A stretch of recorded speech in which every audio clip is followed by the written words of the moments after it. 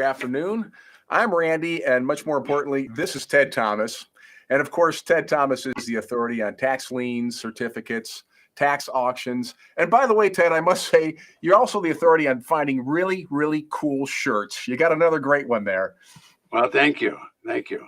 Well, here, let me stand way up and you can see the dragon. Maybe you can see the dragon. Oh, very cool. Wow. Wow.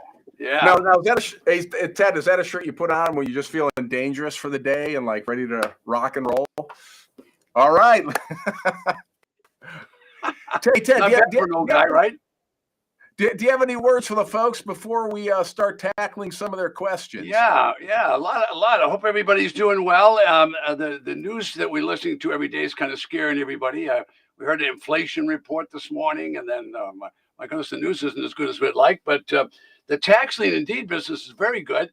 We just had a group at an auction in Michigan. They were buying properties. Can you imagine buying properties for 10 and 20 cents on the dollar? So, well, maybe we'll talk about that later. But those guys that are just tuning in and got questions, just fire away, and Randy and I will answer them, and we're going to do a whole hour of that. So I'm looking forward to it. So hit us with your questions. Ted mentioned that I'm going to help answer them. That was a faux pas, Ted. I don't know this stuff, man. You do. You're going to answer all these questions. Oh, did I say you were going to answer them? Okay, I'll answer them. You ask them. How's that? Yeah, don't look at me. That's the guy. All right. So, all right. First question we got here, Ted. You ready for this? Yep. If a tax lien certificate does not redeem, can I refuse the title to the property? Yes, you could just forget about the whole thing. And what would happen is the government didn't collect any money, so they would just issue another tax lien and hope someone would buy it at the next auction. They would just reissue it. They would just start all over again. So it would be much better if you thought the thing out. Don't buy a tax lien unless you went and looked at the property first. What happens to people is they buy stuff and they don't look at it. Then they get there and said, oh my goodness, I bought the city dump. That would not be a good idea. And so you don't want to pay for that. You don't want to pay for that because you don't want to buy the city dump, right? But if people actually buy stuff and they don't think about it. Yeah, and I know you've talked about that before, Ted, how important it is, boots on the ground, eyes on the scene. Yeah, exactly. Another question, and this is important, and I'm sure a lot of folks are wondering about here, but how much money do I need to get started doing this? Well, you could start with $50 or you could start with 500,000. It doesn't matter. Sometimes they'll build a freeway, and when they build a freeway, they'll have a little plot of land that they didn't use, and so that they'll make a lot, and they'll have a tax lien on it. So you can buy a little strip of land enough to put a sign on or something, and that might only be $50 or $100. Now, I wouldn't recommend you do that because a tax lien is going to pay 16, 18, or 24%. So let's say you make 24% on $50. Why would you waste your time? So, but if you want to buy the average house in the United States, the taxes is only a couple of $1,000s in the first year.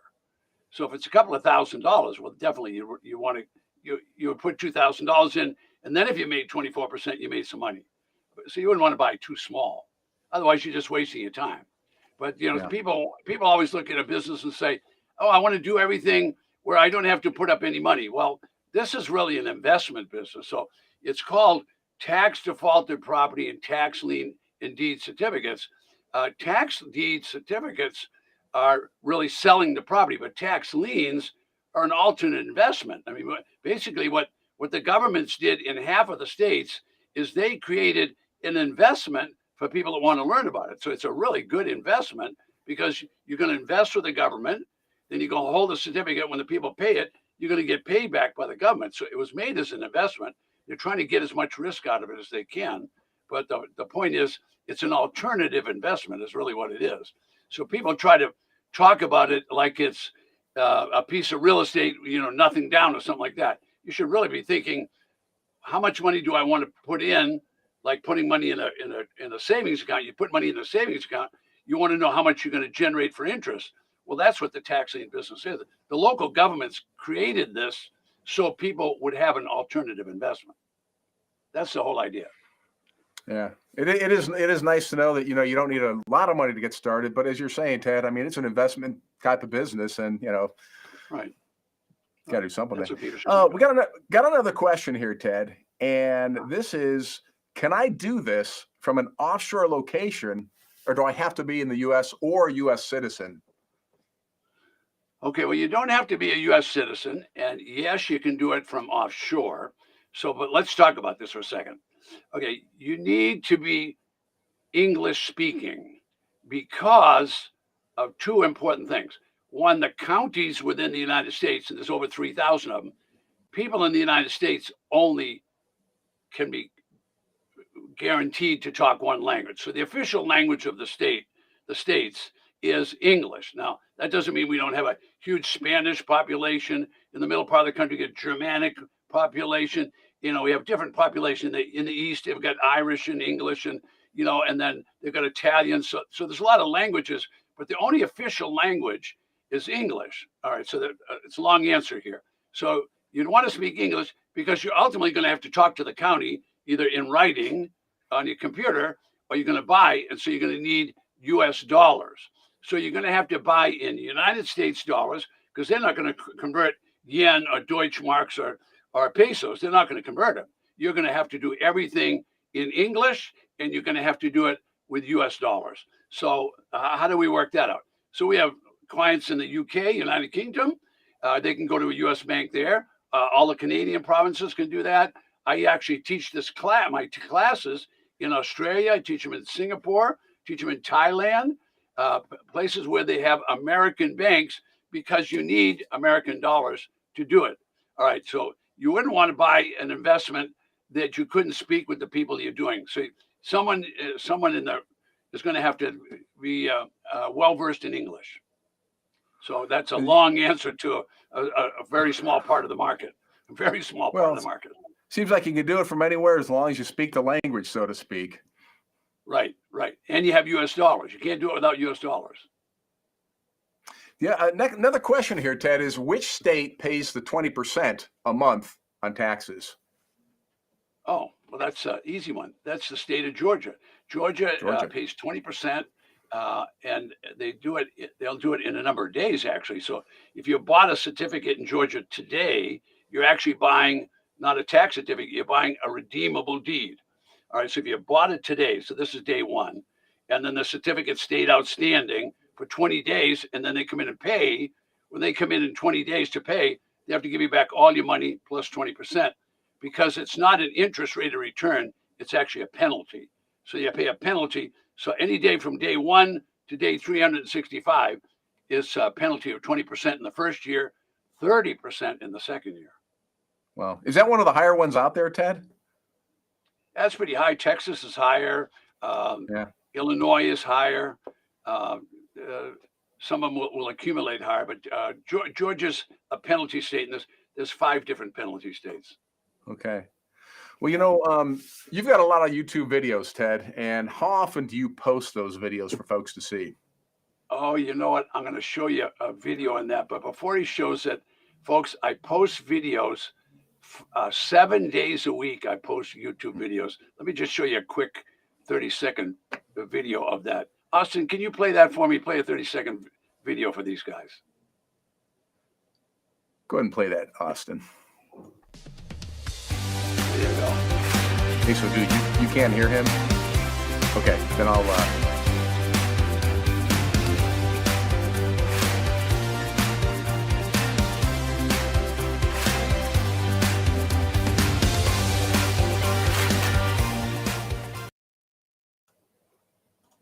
That's a few YouTube videos, right? That's quite a few videos. Yeah. I couldn't count fast enough.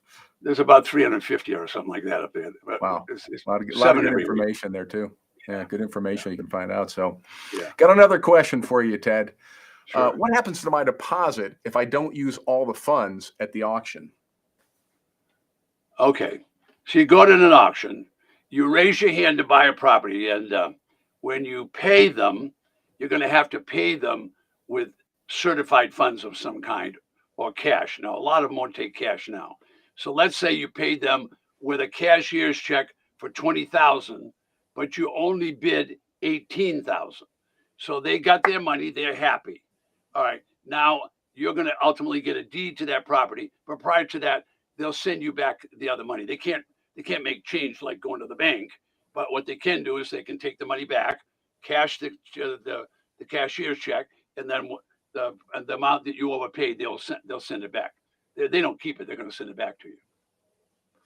Okay, good. Another question here. Prior to investing in a tax deed, what due diligence is recommended to avoid any issues? Wow. Yeah. Well, I That's a can't loaded give question half-hour for you. class because we're only going to be here an hour. All right. So what due diligence you leave? Well, the first thing you would want to do is you'd want to look at the property. I mean, it's kind of like a guy and a gal. You wouldn't marry the gal if you hadn't seen her. So what you really want to do is you want to see the property because it could be underwater. I don't mean financially. I mean literally underwater. So that property's not, you're not going to build on that or do anything with it. So you want to look, or it could have burned down, or it could have been next to a chicken farm or a pig farm. You wouldn't want that. All right. So the first thing you're going to do is look at the property. All right. Now you want to, while you're looking at it, you want to look around and see what's around it because it's real estate. So location, location, location. So if it's surrounded by a dump, I don't know if you want that, but you'd want to know if it's surrounded by a nice neighborhood. Wow, you definitely want that. All right. So you need to look at the property, determine the neighborhood. Now you're determining the neighborhood because you're going to want to sell that property. So when you buy it, you got to have an exit strategy. So there's two things to think about. And then using your computer, if you don't know how, we teach you how, you need to look and see if there's any defects in the title. Because when the county sells you the property, they're going to give you a quit claim, and they're not going to warranty the title. They're not going to warranty the condition or any of that. So that's a brief, a 1-minute answer, but that's a whole class. Believe me, due diligence is really important. Yeah, Ted, I know you and I have talked about that sometimes. I know there's plenty of things that folks need to look into. So very important. Our next question, what are over-the-counter tax liens? That's kind of a slang term that a bunch of us invented about 30 or 40 years ago.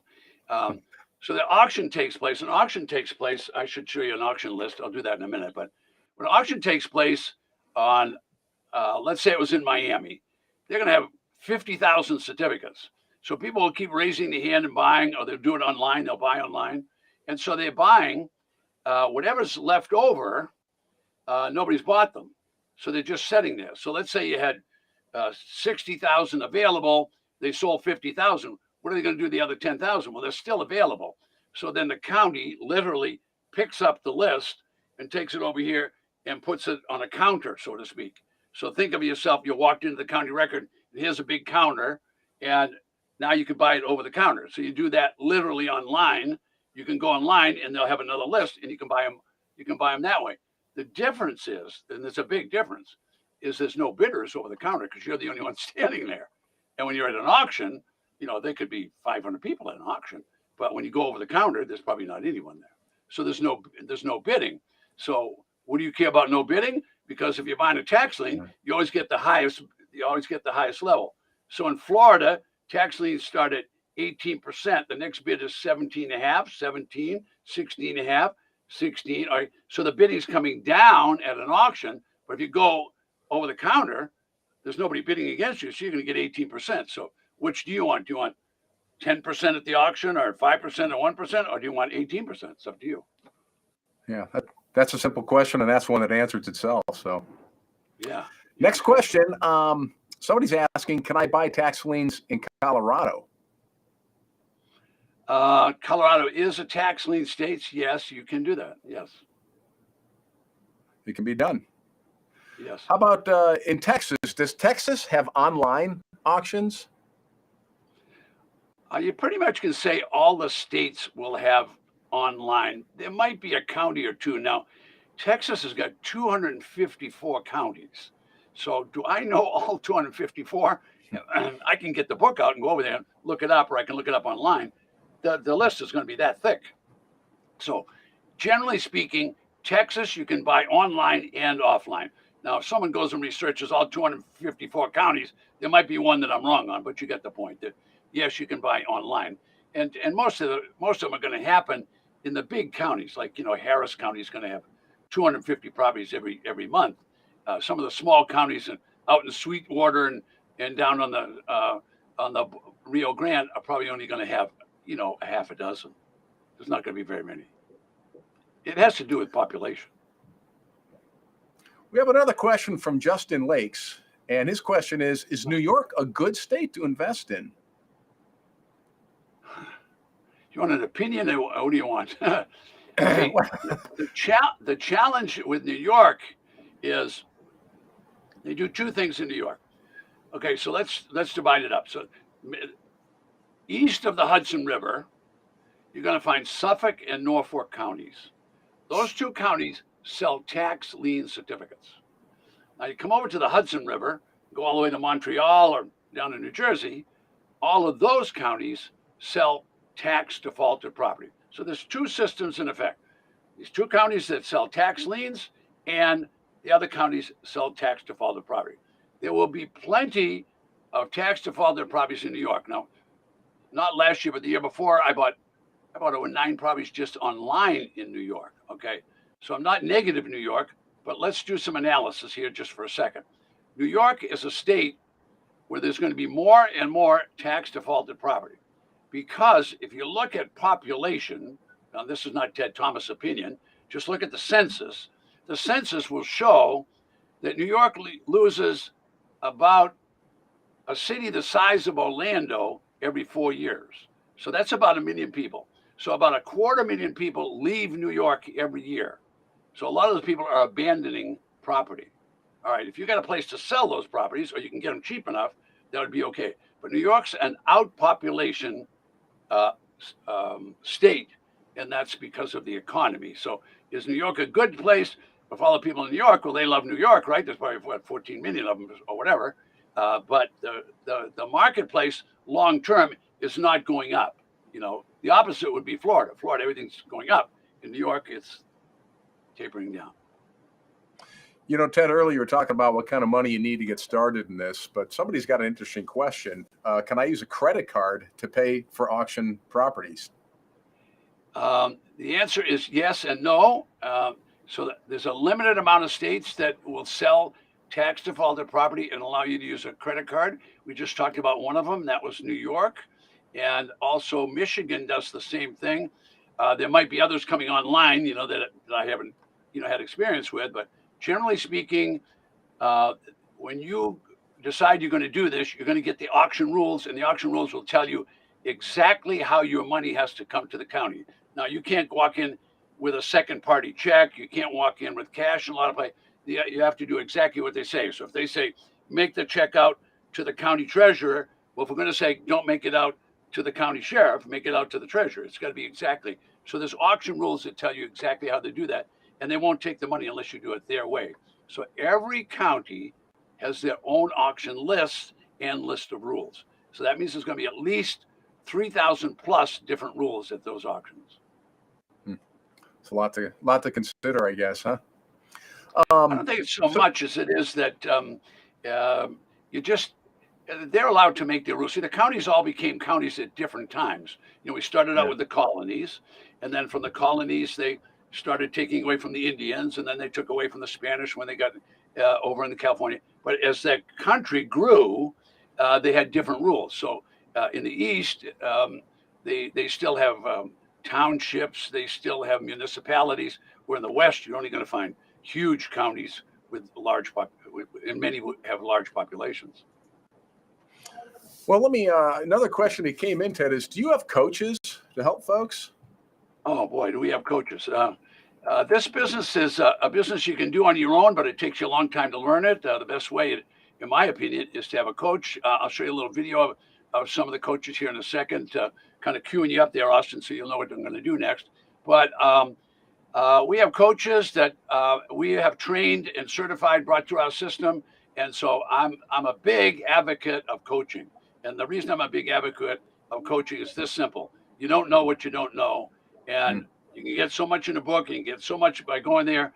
But if you have a coach, I have a group of coaches that work for me that have bought and resold more than 200 tax defaulted properties. That's going to be some pretty damn good advice. Here's Austin with a little video. Let's roll the video.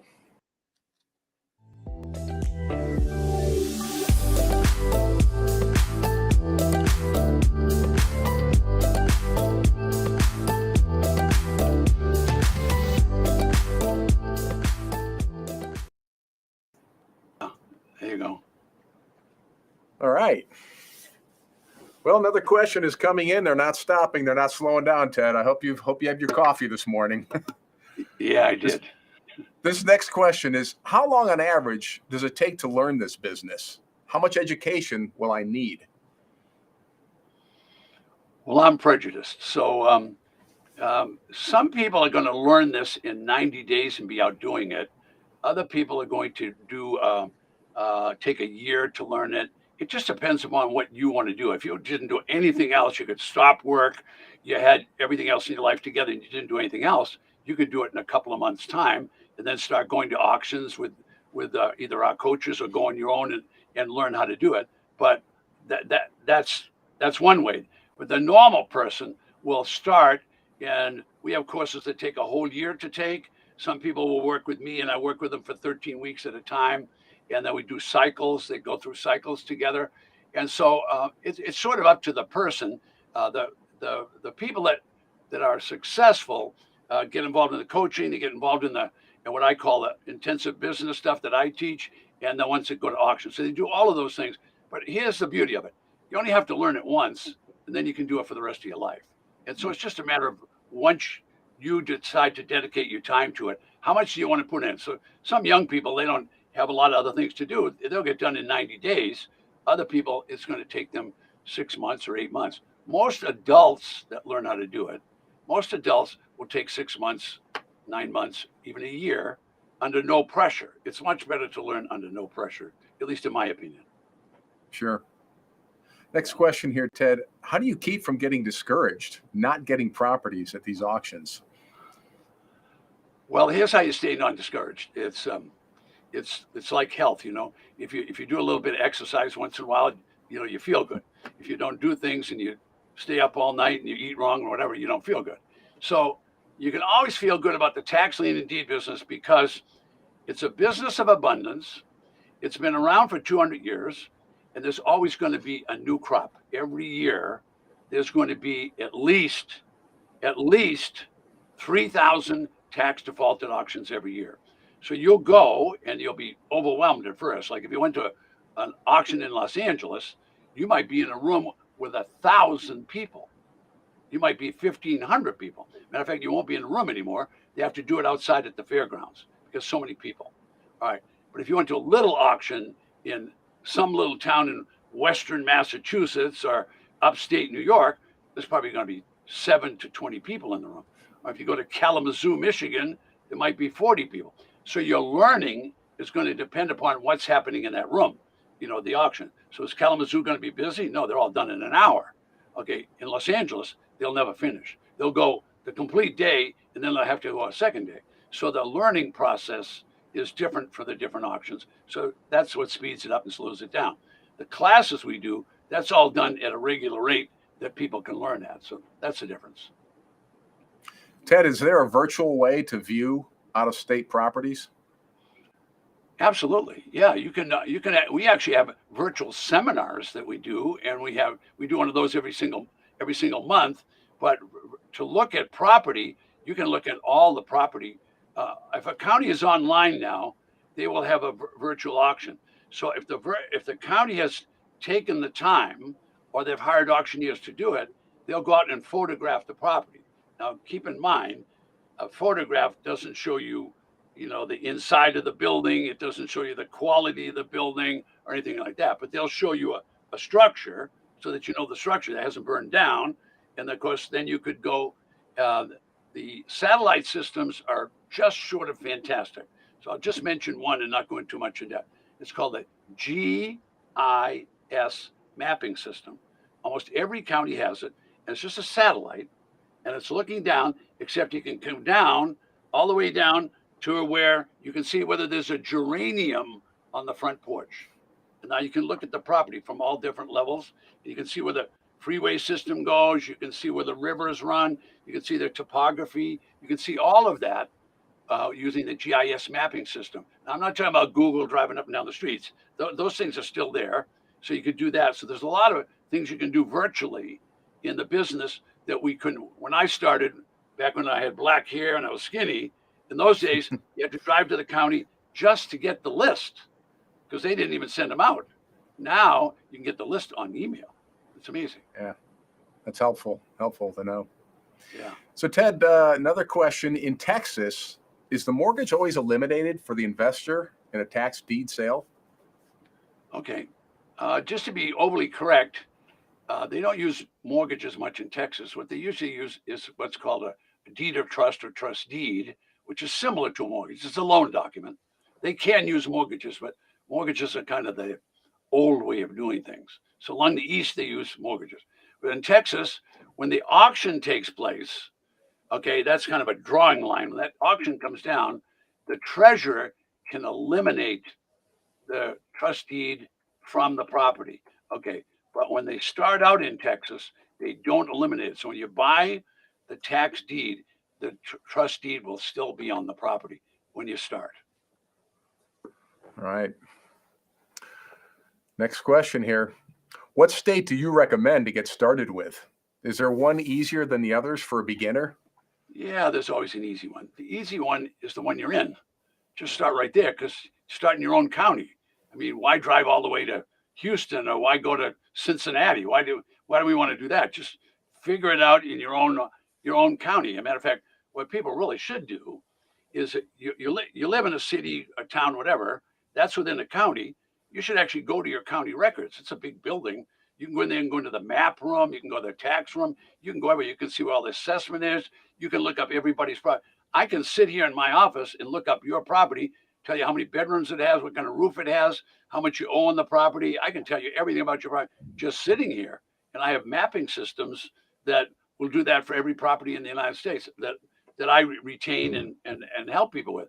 But the local person, someone that's just watching brand new, you can go to your county and say, hey, can I have a county tour? And they'll say, sure, come at 2:00 tomorrow. And they'll take you, they'll show you. It's a public record. Everything in real estate is a public record, and you can go there anytime you want, 5 days a week. So like Dorothy said, there's no place like home. That's the place to get started this business Yeah. locally. Well, you know what everybody looks for? People say, oh, I want to go where I can get rich quick. Well, what's wrong with your own hometown? There's nothing wrong with that. So don't go anywhere else. So if you're in a state of Mississippi, well, then why not just go to this? I think there's about 60 or 80 counties in Mississippi. I can look it up and find out. And those counties, you can go right to that county. In Mississippi, they pay 18% on a tax certificate. What's wrong with 18%? You just buy it in your local community. You can go look at it. You drive down there and drive your car down there and take a look at it. It's easy as that. I mean, why make it complicated if you can do it in your hometown? Sure.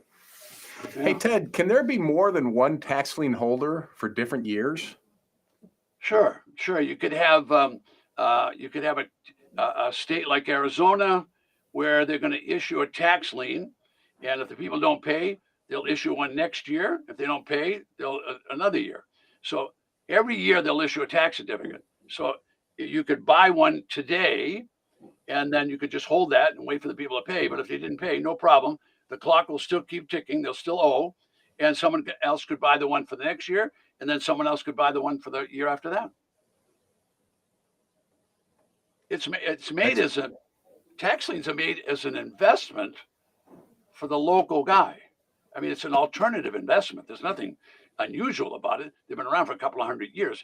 Anybody can give their money to the government, so the government has the money to pay their bills.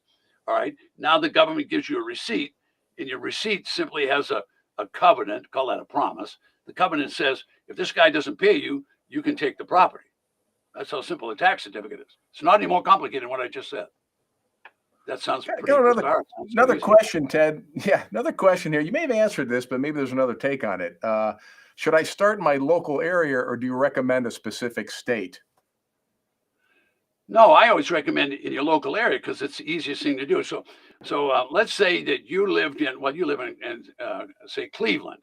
All right. Yeah. Well, there's no sense in you going to Columbus down on the south end of the state. Right. You can get the same thing right in Cuyahoga County. So there's no. So why spend the time traveling and all the rest of it? Now, let me tell you, investors get very sophisticated very fast because now we have a computer in our hand. All right. So what are they doing? They're looking in their community. Then right away they see, oh, I'm going to look in San Bernardino, California. So I'll tell you right now, in 30 years of doing this, I've never seen less than 1,500 properties come up for auction in San Bernardino. Wow. I've never seen less than 1,500. So they're sitting here in Cuyahoga County. So, oh, I think I want to go to San Bernardino. Well, you can do that online in seconds. But what if you have to go there? What if you have to go to an auction where you have to raise your hand? You have to drive, fly, whatever. You getting my point? Well, it sounds That's like here expensive. somebody's got to, yeah. Oh, especially with gas today. Even driving around, it sure is. Yeah. Well, airlines aren't too cheap, and they're not too fast No. either. Hey, got a question here from somebody where it may be a problem for them to do it locally. He says, my state only sells certificates. I want to buy deeds, so it's not possible to stay in my own county. Is there a state that is easy to buy tax deeds online? First of all, they got the question wrong. They don't understand. Okay, if a state sells tax lien certificates and nobody buys a tax certificate, what's going to happen? I can tell you right now what's going to happen. The county is going to go out and confiscate the property and sell a tax deed. So first of all, to answer the question, every state in the United States and every county sells tax deeds. Half of the counties sell tax liens. So the question was, if they don't sell tax, they sell tax liens. If they're not sold, they'll sell tax deeds. All right, now, if you don't want to buy the tax lien, just go down and find out and go to the tax deed auction. They will have both in that state. Okay, that's good to clear that up. Yeah. Kylie's got a question. What is a bid down auction style? A bid down auction style. A better word to use is a reverse auction. So let's use Florida. Florida is a bid down reverse auction. Now the two words were simultaneous. Bid down and reverse. All right. So a normal auction goes up. A reverse auction starts in Florida 18, 17 and a half, 17, 16 and a half, 16, 5. You can drop it to whatever you want. Lowest bidder gets it. So if I go to that auction, I want to get it. I bid 1%. I just knocked everybody else out. Huh. Okay. You can bid it all the way down to 0.25%. It's a good strategy. Next question here. So if more than one person owns a certificate for different years, which person would be able to acquire the property? The person that wants to buy out the other two certificates. You have to pay the other people. See that everybody's guaranteed to get paid. So if you want to end up with the property, you're going to have to buy those other two certificates. Simple but you know enough. what the price is. The price is whatever they paid plus whatever the interest rate. You already know what the price is. They can't raise the price. Yeah. You already know what the price is. So we have somebody here. When you buy a certificate, if you buy certificate number 1, they're going to ask you the day you come in, do you want to pay the second and third years? They're going to ask you, do you want to pay that? Well, of course I want to pay those. Pay all 3 years. Then when the guy comes in, he has to give you back all of that money, and he has to give you that high rate on all of it. Nice strategy for upping your income real quick. It's making more money off your investment. Just increase your investment. Sure. Exactly. Yeah. Ted, a very important question here. This could be the most important one of the day. Ted, can we see the back of your shirt? That's important. That's definitely important. What's going on back there, Ted? Can you explain that? Huh? Is that pretty good? That's what is that? It's a dragon. It's a dragon. Maybe I got to. All right. Linda, lower my camera. Can you lower my camera and then they can see my shirt? Can you lower? Wait a minute. We're going to lower the camera. Now, a little bit lower. Now. Oh, yeah. Now we can see it. All right. Yeah. You see that dragon? Let's see if you can see him better on the back. Ted, do you wear that when you go to auctions? And does that put a little bit of fear, a little intimidate the other folks you're bidding against? Actually, when I go to the auction, I have to wear a hat and I wear a coat. Well, so nobody will know I'm there. That's right, because you probably intimidate them when you show up, but no, they're just going to try and beat me, and I don't want them to beat me. They want to show they're smarter than I am. Well, Ginger wants to say thank you. She wants to thank you for all the great info you had, and who said that? She said her name's Ginger, and she just wants to thank you for all the great info. But she says I have bought land in Michigan at their tax sales. What is the fastest way to sell it for profit? Fastest way to sell it for profit is start with Craigslist and put it on Craigslist. Okay, There's a strategy for buying. You see, if you learn how to buy, you can get rich. See, everybody's worried about selling because they don't know how. That's number one. And number two, they think they have to be a pushy salesperson. So I have a solution for that. When you hear my solution, you're going to say, this guy is crazy. See, everybody goes to real estate class, and the guy in the real estate class says, buy it low and sell it high. Now, you heard that every day of your life. But I don't Sure. say that to people. I say, buy it low and sell it low. So the strategy is you make your money when you buy, you go to the bank when you sell. So you don't want to try to get it to high price. So if I can buy for 10 cents on the dollar here, why don't I sell it for 50 cents on the dollar here? When I'm selling at 50%, all the bargain hunters are in love with me. All the property flippers, all the fixer-uppers, they want to buy from me because I'm going to sell it at a low price. So I'm just looking for this margin. I want to buy it low at the auction. Then I want to sell it low. So I buy low and I sell low. And she wanted a strategy. I just gave it to you. Now put it on Craigslist, put it on multiple listing, put it on Facebook Marketplace, put it on every electronic site you can find, and know what your tax assessed value is. So if you've got a value way up here and you're selling way down here, how difficult is that to sell? Well, go ask Walmart. They made the biggest business in the world. That's all I did. I copied Walmart, Target, and Costco. They buy it low and they try to sell it low. I'm not a genius. I just looked at the people that were making money. Hey, I got a question for you, Ted. Though, if you price it low, can't you get some auction? Some people bidding against each other for your property. I don't wait for that. The first guy that's going to pay me my money, You I'm out of there. I'm you just in want to and go out. quick. I'm not So sophisticated. well, pricing low is like moving it quick and then get on to the next deal. Then. I want to get on to the next. Here's what I know that nobody else knows. See, everybody's worried about property. If I've got a strategy that I can go to these auctions, which there's 3,000 of a year, how many people do you think even know about that? Just try to go to the dinner table or go out tonight and buy someone a drink and start trying to tell them about tax liens. You start telling them, they're going to say, this guy, Thomas, is crazy. You can't tell people about tax liens indeed. They think you're a wacko. If you tell someone you bought a property for 20 cents on the dollar, look out. You're going to get, people are going to, they're going to barrage you. They're going to, well, I buy them for that. Why do I buy them for that? Because I know how. All right. So the people, you try to explain this business to someone else, you got a challenge on your hands. It's a challenge, even your family. Well, it's interesting. Like you said, you're making your money when you buy it because you know how to do that, and the selling it then just becomes real easy. Selling's a piece of cake. That's the easy part. So, a question here: can I hire a realtor to look at properties for me? Of course you can. There's in a good market like there is today, there's at least 1 million brokers out in the marketplace today. They'd love to look at property for you. Is there any advice on like what a fair price is to have a lawyer? I'm sorry, a realtor be looking over the property and reporting back to you? Well, I mean, I think it's like anything. If you go to the barber, you have to trust he's not going to shave all the hair off your head. You have Yeah. to trust somebody. So why not interview all the realtors that you did until you find someone that you have a rapport with and you feel comfortable with, and tell them exactly what you want, and then see how they respond. You'll know by uh, you make a judgment of another person within seconds of them opening their mouth, or if they show up with a funny face or they're dressed wrong or whatever. You make judgment decisions all the time.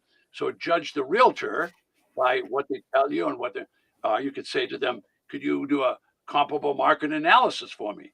And the guy says no, well, then that's no. So next, if there's 1 million of them in Yeah. the United States, there's probably more than 1 million now. In a good market, there's always more than 1 million, people that belong to the National Association of Realtors. I mean, I'm not negative on real estate people. Their problem is it's very hard to make money in that business because everybody's trying to push them down. I'm always trying to push people up. Here's a hypothetical situation's been set up. Once the property is put up for auction, say someone wins it for $2,000. At that point, could there still be certificate holders or liens that need to be paid after they acquire the property?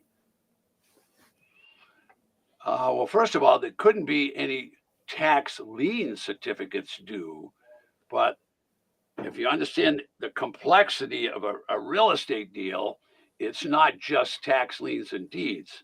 So when I teach it, I say, all right, when the auction takes place, what's going to happen is the money will come in, and they're going to pay off the tax. Of the county's going to pay off the tax lien and deed, so that clears that. But that doesn't clear any other things from the property. It'll clear, let's say, a lawsuit for a dental. Someone didn't pay their dental thing, but it's not going to clear municipal lien, for example, or the federal government could have a lien. The federal government is allowed to have a lien on any property, like the IRS is the federal government. All right, they could have people that didn't make payroll taxes or the state taxes, things like that. So you need to understand when you buy, the property is sold to you. The county is not giving you any judgment or any warranty, would be a better word. No warranty on the condition of the property. So that's number one. That's why you'd always look at it. That's due diligence. Number two, the county is not giving you any warranty on or that there's any defects on the title. So you would have to clear. So that's what due diligence is all about. So anybody that's involved, you need to do due diligence. You're not going to be able to walk away from not doing it. Yeah, you said that again and again. Due diligence, and it's one of the really sounds like it's a very important part of this. It's an important part of it, but I think I've been teaching this for 30 years, and you just don't know what you don't know. All right, so how are you going to get to know that? It would be good to have a coach. It would be good to have a mentor helping you. However, you need to think if there is something wrong, how would you check on it? Well, you certainly could hire an attorney. Nothing wrong with that. You certainly could hire a real estate broker. Nothing wrong with that. You certainly could go down to the local county records. Nothing wrong with that. I mean, there's a lot of things to do that are just very practical that cost very little. But the average person, I want to do this, and now I'm rich. But that isn't the way life works. It's a steady process is what it is. You know, Ted, you mentioned having a mentor, the importance of that, and you would be like the ultimate mentor. And it's funny enough because Justin Lakes has asked, can I attend the auction with you, Ted? You can do a number of that, and I'll show you some videos of that. But generally what we do now, like this week, they're finishing it today. This week, we have a group going through the auction in 3 of the counties in Michigan. And we actually have coaches that will take people to the auction. And they go in little small groups, maybe a dozen people, 6 couples. They'll all go together and they'll plan the day, and then they'll go to the auction. They go to Mulva. You can't go with me because I couldn't be here talking to you if I was at the auction. So I stay in the office now, but the people that I've certified to do that, they go out and do it. Absolutely. You can't be 2 places at once, Ted. I thought you could do anything, man. Yeah, well, I'm very limited. My old I used to have gray hair, and I had hair, but now they're both going away. Hey, no, do we want to see? Do we have a video on people taking a tour? I'm just not doing the right things. Just 1 second ago, Linda came out from the other part of the studio and went like this, video, and then you said to Austin, okay, show the video. Well, watch this, Ted. I'm going to get started. So much for rehearsals. Video roll. Rehearse this thing.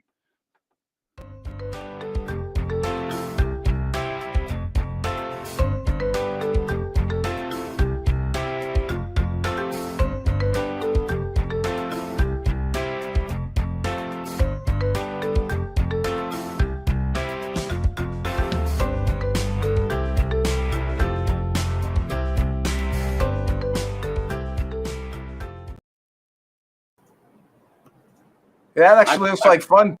That looks like fun, Ted. Is lunch included during those tours?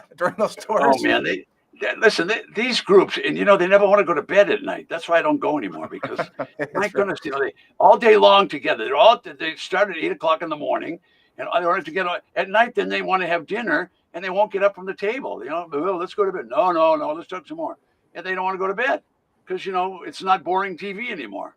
Yeah, I forgot to show the video. How about that? So Austin, good question. Job. Yeah, good job, Austin. He wants Ted. Austin's giving you the thumbs up. He's happy to hear that. Here's another question. Which finger did he have up? Which finger is his thumb? Okay, good. Oh yeah. Both thumbs came up. Okay. Okay. Another question here for you, Ted. Do you call the owner before the tax deed? What? do you call the owner before tax deed? Remember, I Before the pass auction? these questions on. Yeah, Oh my I goodness. guess. No, you can't. You can, that would be bothering people. You can't go to when you go and look at the property. There's probably a big sign about that big, a huge sign said this property is going up for auction. But you don't want to bother owners. I mean, they if they're still in the house, you don't want to bother them. No, I don't bother anybody. Yeah, maybe he was looking for inside information about the structure and the property and what kind of condition it was in. But Well, I suppose some people are, would go up and knock on the door and say, "Hey, can I look and see the techie house that I want to buy?" Or, I don't know what they do. But I would not teach my client. My clients, I said, drive by, stop, walk back, take some pictures, yeah, be low key. Just because I wear these wild shirts doesn't mean I'm wild when I get out of the office. I mean, they have a chain on me; they'd reel me back in. yeah, I can see the hook on the back of your shirt. Yeah, exactly. Looks like They don't looks let like me go Linda's very pulling your back right now. So exactly. here's another Yeah. question, Ted. Are land banks similar to tax deeds? Say that again. Are land banks similar to tax Oh, deeds? land banks. Oh my God, I Yeah. haven't heard anybody say that for a long time. No wonder I didn't understand. Oh no, a land bank is um, it's more than likely a local government. Okay, so what local government is starting to do again is the opposite of what they did 200 years ago. It used to be, and it still is, every piece of earth in the United States belongs today to the federal government. It all belongs to the republic. The republic allows them to have a state and then a county, and then the county allows you to have that piece of land as long as you'll pay taxes. All right. All right. Now, what happens if someone doesn't pay the tax? Certain counties are saying, oh, we want to get some of this land back to make a recreational area out of it. Or we want this to have a fresh air place for people go on their bicycle or whatever. So they start to put land back in, they start to take that land and put it back. Now, there are states that, and I don't want to talk about this too much because I haven't read up on it lately, but there are states, but I remember in Maryland, what Maryland did is they took massive parts of the state where the geese came back to land. And of course, the hunters went out there and they shot too many geese, and then we wouldn't have geese anymore. So they started buying that land and putting it in what they would call a land bank. So the land bank is going to be one of the government agencies. So it could be a city or a county, a municipality, could be the state, could be the federal. All right, so that's land they're putting back that the government's taking back. Now, keep in mind, when the government takes land back, it takes it off the tax roll. So just think about that. So if you're an environmentalist, you're saying, oh, we want it all back to the government. Well, then who's going to pay for the government? There's no money to pay. All right, so every time they take a property out of the commerce, out of the tax thing, well, then guess what? There's less tax money coming in. So there's pros and cons to that. So if you're an environmentalist, you want everything and someone else will pay for it. But I'm a taxpayer, so wait a minute, I don't want any more land going to the land bank. So there's two sides to that story. Long answer, Hey, but got a question here, Ted, from somebody who looks like they're going to be a really good student of yours. It says they bought a ticket to your full day workshop this month, but what can I do in the meantime to learn more about the business? okay, to learn more about it, coming to the workshop. That one's coming up just in a couple of days, matter of fact. But once a month, we do an all-day workshop, and it takes from 11 in the morning till 5 o'clock at night. So they should start going to the county records. They should find out if there's any tax liens in their state or their county and start looking at that. If they don't already have some materials to study, then they should go ahead and get registered. That way, when they get registered, each day, I didn't plan to talk about it, but each day we have a facilitator to answer people's questions. Now, facilitator is like a guide.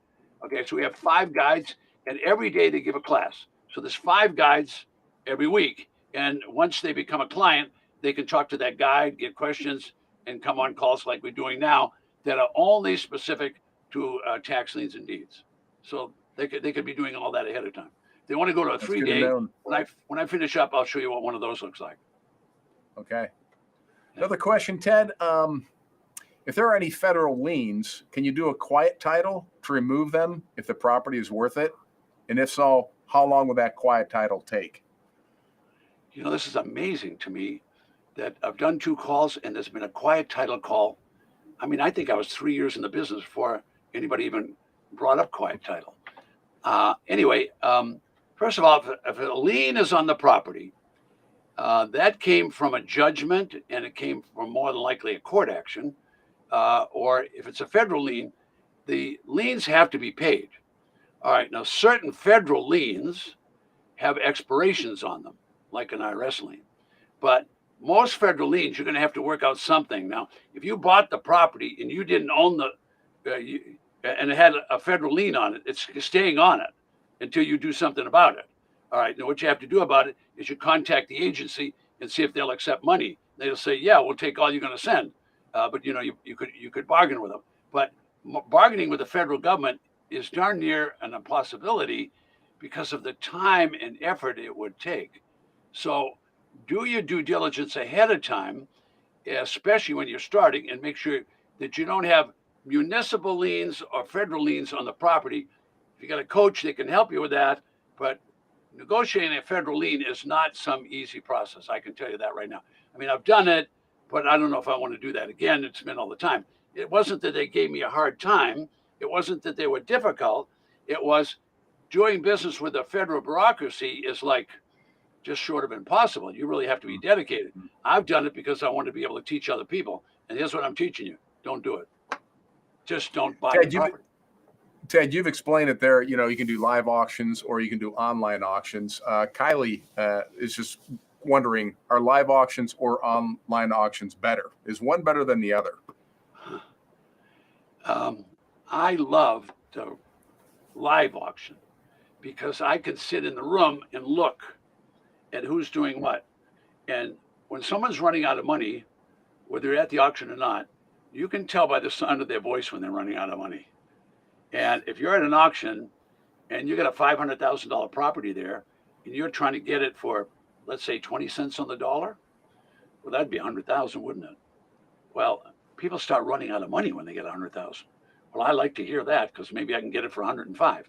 So I like to go to live auctions, and I tell my students try to go to live auctions, but times have changed. People are willing to go to an auction that is an online auction. So let me give you the caution on going online, because it's not the piece of paper in the hand like I've got now, something that's tangible. They're just bidding with numbers. And you're going to find out that at the auctions that are online, the bidding actually goes higher. People bid more online than they ever would even dream about bidding at an actual auction. Now, don't ask me why, but as we all know, people say things on the internet that they shouldn't say. If you saw them in person, they'd be hiding under the bed and shaking like this, right? But they're big and braggadocio. Well, people do that online, and then they end up with the property because you understand you're giving them the money before you buy on an online auction. They got your money, at least enough to make it worthwhile for you to lose it before you buy. They're going to make you put on a nice down payment, and if you don't follow up on an auction, they'll send a sheriff to see you in a live auction and an online auction. They'll keep you a deposit. In both cases, they'll keep your money. I'll guarantee you they'll keep your money, and you'll hear from it. It's you can't go to an auction and not follow up on your bidding. It's a serious for all the things that you're going to learn in today's lesson. An auction is a very serious matter, and you will see when you go there. There will be a sheriff or multiple sheriffs at an auction, and a treasurer can give an order, and they can carry you out if they have to. It's a serious thing. People don't take this seriously because they're online. There's no reason, nothing's there. People are sitting eating lunch right now. They're all relaxed. When you get at that auction, whatever you do, don't talk to other people because they might say you are colluding on the bidding. You don't want that. You want to pay real close attention. Now, we have auction classes. I won't give it live because I tell people don't do that ever again because there are people that are not honest. End of my preaching. Okay. Well, that's you don't want to go to an auction and not come up with the money. If you do, you're going to go out in the arms of two sheriffs. I'll guarantee you that. If you don't have the money, warning taken. Yeah. Here's a question just for clarification, Ted. Can you buy tax deeds in Florida? Any state that sells a tax lien, if the lien doesn't sell, it will become a tax deed. So for clarity for everybody, every state, every county, every municipality sells tax deeds. Why? Because if people don't pay, they can't leave the property out there. They have to do something with it. So to have the property transfer from private ownership to back to the county, they have to have an auction.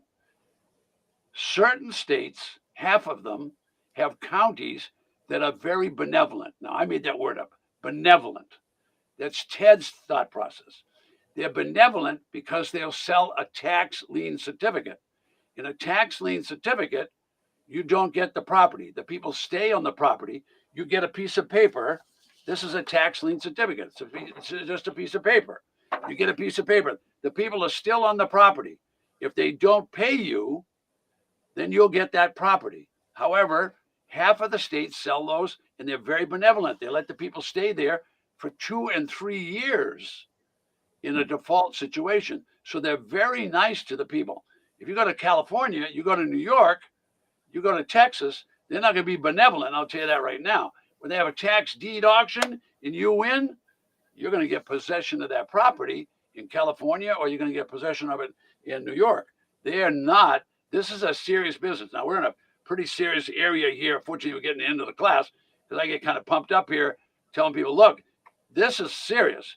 That auctioneer expects you to perform. And if you don't perform, they'll do something about it. But this is a business where anybody can come to the auction. But when you come to the auction, you better be able to reach in your pocket and take out money, green stuff. If you can't take out green stuff and you haven't followed the auction rules, they're going to do something about it. This is you're not going to go down there and commit a fraud at the auction. They won't let you do it. And there are people that try to do that. So we've got a few more questions left here, Ted. Does every tax deed sale require a quiet title? And, for folks who don't know, Ted, maybe make sure, what is a quiet title? Maybe make sure folks understand what that is. It's amazing how many times this has come up. All right, a quiet title. When you buy from the county is going to issue what they call a deed.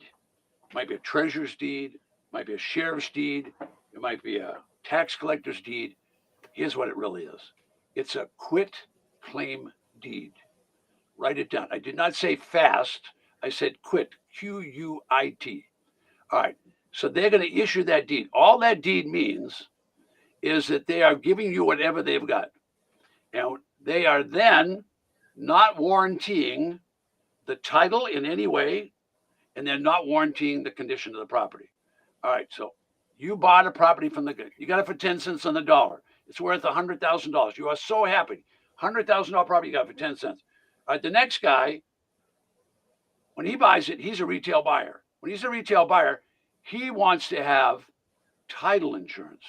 Title insurance will not be issued on a tax property unless you do a quiet title, because there's no proof that the title doesn't have defects. If there's no proof, the title company will not insure it.